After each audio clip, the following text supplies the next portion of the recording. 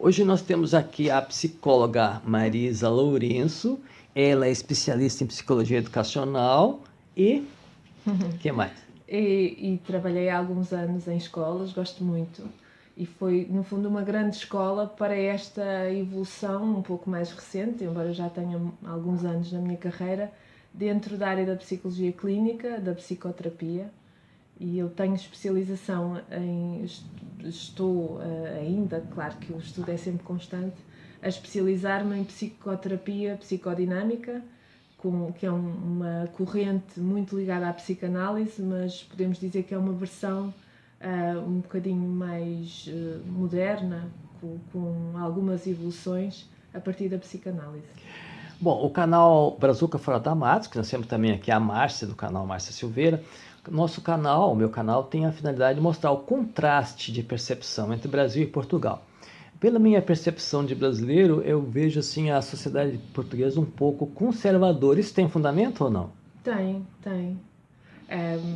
Embora não haja muitos estudos sobre a personalidade do português, em termos da psicologia, das correntes mais da linha do estudo da personalidade, mas há alguns e que falam sobretudo da influência materna nos portugueses. Os portugueses sempre tiveram uma história em que os homens abandonavam o país. Com os descobrimentos, com a imigração, com as guerras, sempre saíram do país. E as mães ficavam a tomar conta dos filhos. Há um contraste até com os espanhóis, em que as mulheres acompanhavam os homens nos descobrimentos, atravessavam o mar com eles, iam para outros continentes. Aqui em Portugal há uma tradição em que as mulheres ficavam em casa a tomar conta dos filhos. E ainda se nota muito esta influência materna em todos os portugueses. Aliás, o Caetano Veloso, que é um poeta brasileiro que eu amo, dizia que nós não temos pátria, temos mátria. Pode-se dizer que aqui é um matriarcado?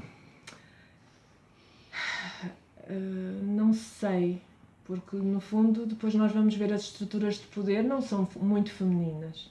Dependemos sempre de um aval e de um sim de uma figura masculina. Está mudando agora, né? Assim, Não sei se está mudando. ainda não. Eu conversei com uma senhora portuguesa e ela disse que na época do Salazar as mulheres eram cidadãs de segunda classe. Hoje mudou, a partir do 25 de abril isso mudou, né? Tem mudado aos poucos. Ainda há muitos... Machismo? Sim, muitas situações em que as mulheres não sentem que são cidadãs de primeira classe. Embora, ao contrário do que acontecia nesse tempo, e se calhar que se manteve ainda durante alguns anos após o fim da ditadura, as mulheres já possam ir ao café sozinhas, ir ao restaurante sozinhas, ir ao cinema sozinhas, na boa, mesmo que sejam casadas. Mas ainda há muita coisa que se mantém desse tempo. Eu percebo, por exemplo, quando está um grupo de amigos do marido, esses homens, né, que estão presentes, eles evitam conversar ou olhar para a mulher. Assim, ficam mais conversando entre si. Sim.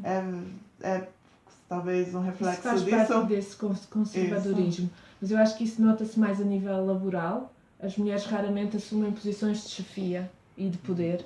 E nota-se muito em termos do trabalho doméstico e da organização da vida do lar, em que os homens ainda assumem, claro que isso está a mudar aos poucos, muito lentamente, mas os homens assumem um papel muito passivo, de serem cuidados e de as mulheres fazerem com os homens um papel muito maternal. Isso vem da tal tradição que eu acho que ainda se mantém, de os homens esperam muito da mulher um papel cuidador e maternal, e não tanto, se calhar, um papel de companheira. O tema homossexualismo, ele é velado em Portugal? Eu acho que já está um pouco melhor. Mas, de facto, nas cidades pequenas é raro ver um casal homossexual a ter um gesto de carinho. Ok. E com relação aos cães, por exemplo, a taxa de natalidade em Portugal é muito baixa, né? Há muitos idosos, muitas pessoas de idade e não muitos nascimentos. E, no entanto, parece que alguns portugueses, ou boa parte deles, transferem esse amor para os cães e os gatos. Isso é verdade? Eu acho que a taxa de natalidade foi muito influenciada pela crise dos últimos anos. Nós tivemos uma crise enorme económica e as pessoas estiveram numa situação muito complicada. Nós estivemos sobre o jugo da Troika de muitas restrições financeiras. As pessoas viviam muitas vezes em situações muito complicadas e optaram por não ter filhos. Tanto que agora, provavelmente, se repararam, há muito mais nascimentos agora do que houve nos últimos 6 anos. E há muito estímulo também para isso. E há mais estímulo para o nascimento, porque o estímulo não era para o nascimento. Eu acho que compensaram um pouco com os cães, mas eu acho que os portugueses sempre gostaram de ter animais de estimação. Sim, sempre gostaram de cuidar dos seus animais, de conviver com eles. Pode-se afirmar que muitas pessoas em Portugal substituem o cigarro, ao invés de fazerem sexo, fumam muito? O uso de tabaco aqui é muito grande. O uso dos cigarros são carências orais, não é? São carências muito precoces. Freud explica. Freud explica, claro, Freud explica tudo. Mas o uso do cigarro, de alguma forma, eu não sei se é só a parte da sexualidade, é a questão do prazer de vida, porque é como se o prazer de vida fosse concentrado naquele momento. Os cigarros claramente são um prazer muito oral, que é uma fase que o Freud definiu e que é encontrada nas crianças que vão ligar muito o prazer à alimentação ou descobrir com a boca, aprendem muito o mundo por essa via.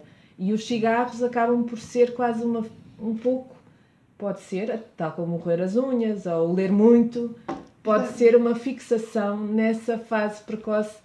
E é natural, porque as mulheres portuguesas, é outra questão que é importante, e é uma diferença entre as mulheres portuguesas e alguns países da Europa, são mulheres que vão trabalhar muito cedo. Os filhos ficam entregues às avós, às amas, ou em creches, desde os 4 meses. As mulheres vão trabalhar muito cedo e os bebés têm de restringir o contacto com a mãe nos primeiros meses, o que é muito complicado. Nós temos algum apoio para as mães, mas não é o suficiente. O cigarro também tem a ver com a necessidade de pertencer a algum grupo? Eu acho que o cigarro tem, sobretudo, uma função de diminuir a ansiedade. É como um comprimido. E, aliás, a nicotina é uma droga, não é? Podemos chamar assim. E acaba por ter essa função de diminuir a ansiedade, porque os portugueses são muito ansiosos. Sim. Bom, eu estou satisfeito com as minhas perguntas. A doutora Marisa Lourenço, ela atende aqui na rua Tenente Sangra-Mãe Henriques, número 9, primeiro segunda direita. O contato é? Eu uso o meu contacto do Facebook, mas também o meu telefone. Tenho 2 telemóveis. Um da rede Vodafone, que é o 912-595-494 ou o 96-3008-305. E também, claro, podem contactar-me através do Facebook. Ok, obrigado.